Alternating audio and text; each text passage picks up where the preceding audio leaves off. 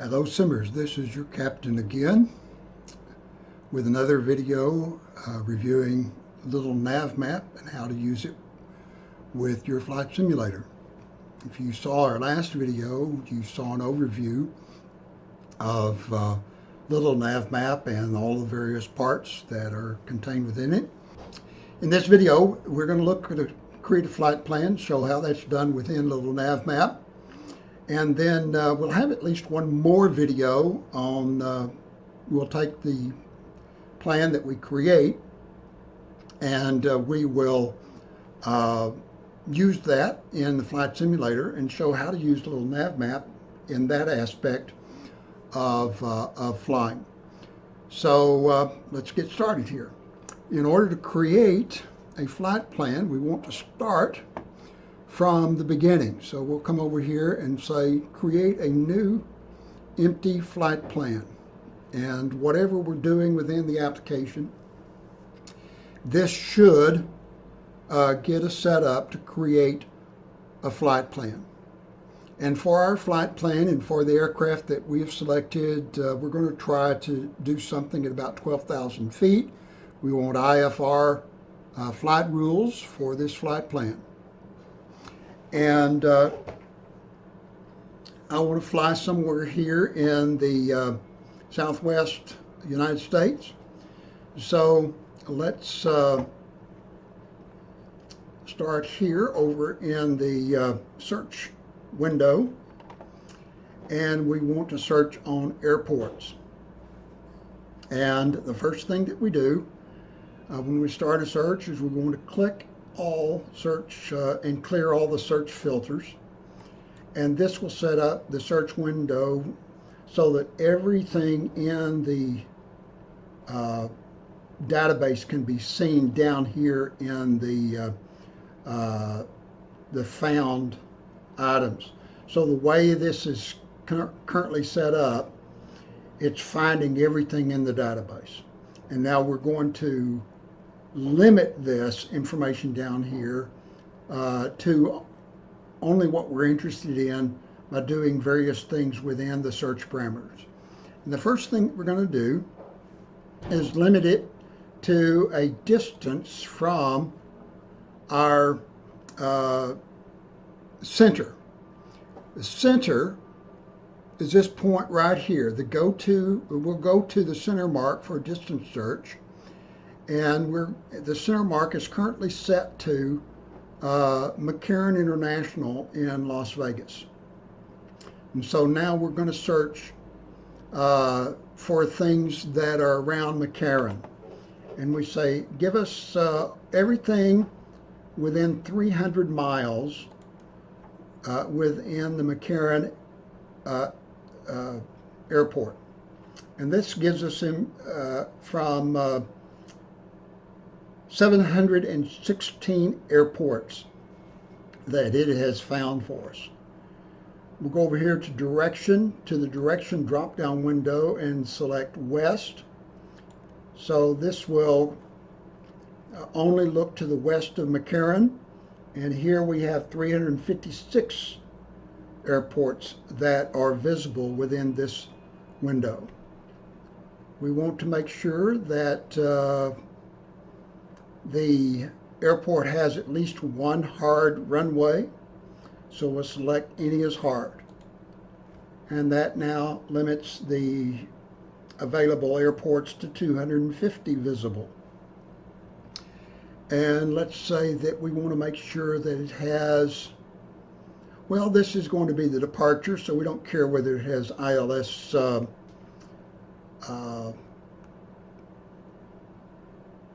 we don't care whether it has ILS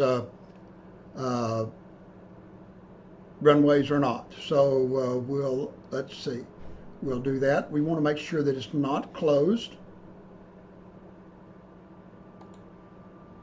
And so we select that. And we want an airport that has a tower. So we select that. We deselect closed so that only airports that don't have closed runways are found. And we select towers so that only airports with towers are found within this area. And so now we have 300 or 236 visible. Now, what if we select add-on? We say we're only interested in add-on airports for our departure airport. There's only one in this area, Los Angeles. So if that's sufficient for us, then we could select Los Angeles Airport. Let's say it's not, that really isn't what we want. So we'll come back here and deselect add-ons. But we do want to make sure that the airport is the best airport around, and that is airports that have 5 stars. Let's see what that looks like. And there are no 5-star airports in this area. How about 4 stars? And here, okay, here we have a number of airports that are available. 27 airports that are 4 stars in the area. So let's take a look and see what we have. First of all, let's see if McCarran is in here. Does McCarran have 4 stars? McCarran apparently does not have 4 stars. Let's see what it does have. McCarran does have 4 stars, so I don't see why it's not in the list. 4 stars.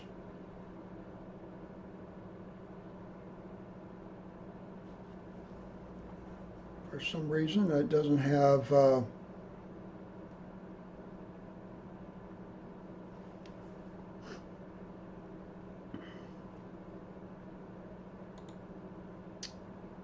maybe because of the distance. I don't know. Maybe because it's not west of McCarran. Could be, and that maybe need to be a positive number there. I don't know. But we could go ahead and select McCarran if we wanted to, or let's see what else we have here. How about let's select something that's not too far away.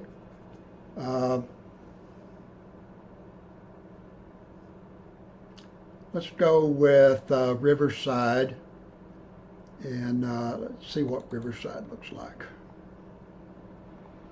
Riverside is down here.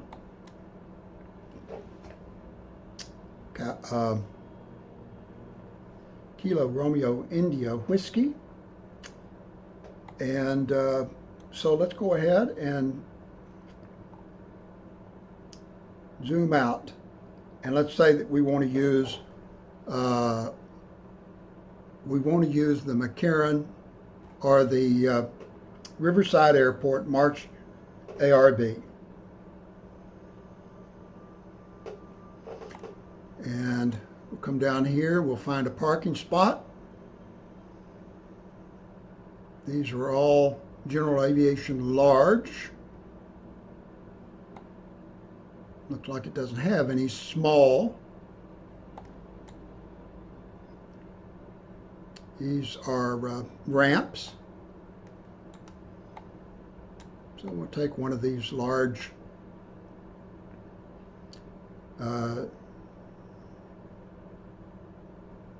general aviation parking spots and right click and say set parking 72 at Airport March ARB as departure. So now we have a departure airport in the mix. Now let's right click on our airport, come down here and set the center for the distance search. So now we have the center looking at the March airport, and we're going to be looking for the same kind of airports that are within 300 miles of March Airport. And it can be add-on. It can be an add-on or not, doesn't matter. these buttons are tri-state, actually four-state. You can have, no, it's a tri-state. You can have everything, which is gray, has a gray background and a check mark. You can have only checked, so it's only add-on listed, or you can have not add-on. So there's three different areas. This one has everything add-ons and not add-ons because it has a gray background here. And it's a little bit hard to see the difference between gray and not gray. This is not gray. All the others are gray except for this one here. And so now we want to find an airport within 300 miles, and we're looking at what's available here. And we have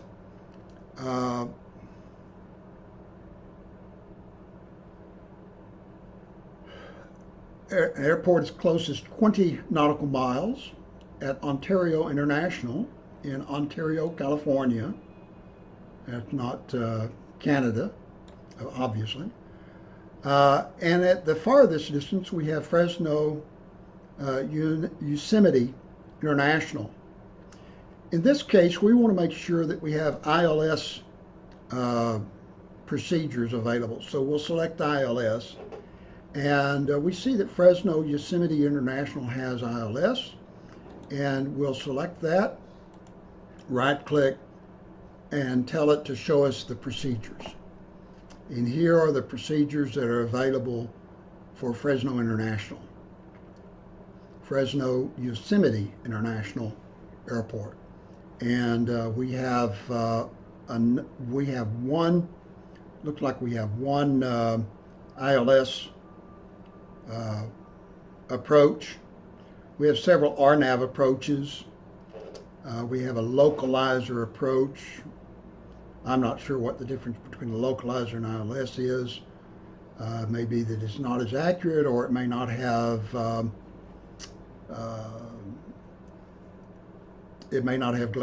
glide slope data for the. I'm not sure what the difference is there, but at least we have one ILS runway.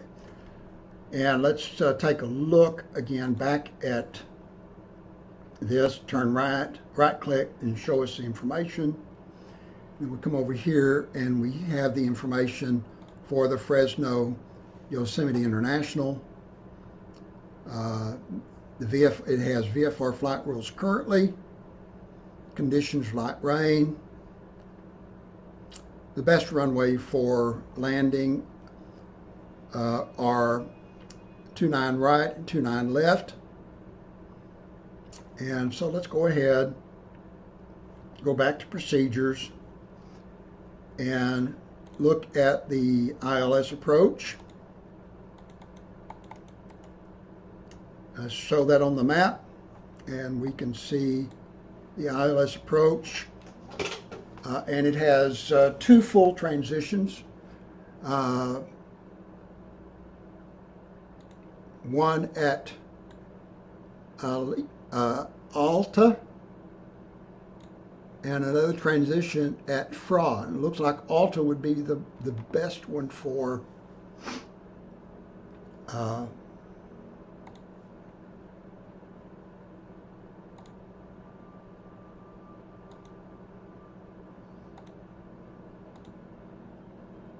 and I guess, oh, there we go. Looks like Alta would be the best one for coming in from the south. So we'll select that, right click, and use that for the destination. You can see here, use Kilo Foxtrot Alpha Tango and approach ILS Y29R as the destination, full transition at Alta. And this gives us a direct flight from KRIV to KFAT. That may not be what we want because we have some mountains here to cross, and it may be those mountains are just a little bit higher. Well, here we do have a flight plan that shows us what the mountains are. We could do this, but let's see if there's a better route. This time we'll go up to the buttons, and we want to click on the calculate a flight plan between departure and destination. So we click here, we get this window up here. And the first thing we want to do is adjust our altitude. We've selected 12,000 feet as our altitude. And we click adjust, and that tells us is that at the legal altitude for the direction that we're flying. And since we are flying to the west, then even number thousands are the correct altitudes, and so we'll leave it at 12,000. We select the type of airways that we want to fly, and in this case we want to fly generally Victor Airways, and we can prefer Airways or direct, or we can just get a combination of the two and let Little Navmap select the best route for us. And so let's calculate. And that just changes our path just a little bit. And now we have a path from our departure airport to our destination airport at 12,000 feet, and that gives us clearance over all the mountains, and we don't have to worry about flying into anything. So that's all we need there.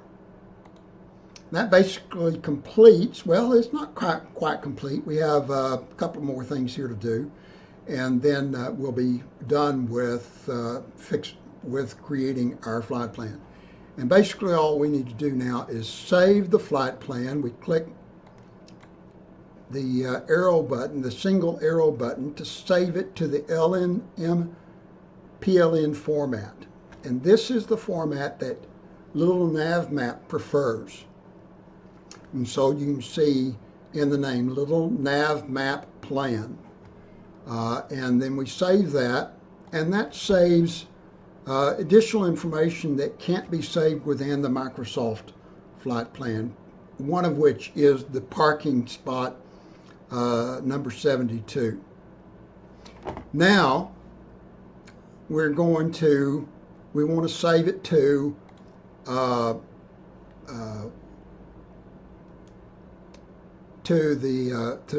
Microsoft flight plan.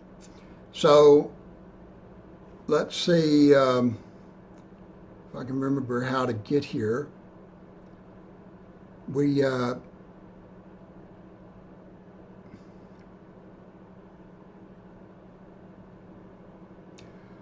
go to multi-export flight plan, options. And now we have the multi-export options flight plan listed. And we want to select the type of flight plans we want to save. And there's only one that I'm interested in, and that's the Microsoft Flight Plan Simulator, the Microsoft Flight Simulator 2020 plan. And this gives me a directory where the flight plan should be stored, and it's going to be in the local state directory. If I wanted to, I could go use that little shortcut that I used before to get a shorter directory entry here, but this one works for this particular purpose, so I don't need to change it. But that's the only one I have set. I have it selected and click OK. And now when I click on this button, it will save the flight plan to the Microsoft Flight Simulator 2020. And it gives it a name of March ARB to Fresno Yosemite International KFAT.plan. And we click Save, and that saves it into the directory where I saved my Microsoft Flight plans. And that's all there is to creating and saving a flight plan in Little Navmap. In our next video, we will take that plan and pull it up into Microsoft Flight Simulator, and we'll start in a flight for this plan and see how Little Navmap can be useful during the flight.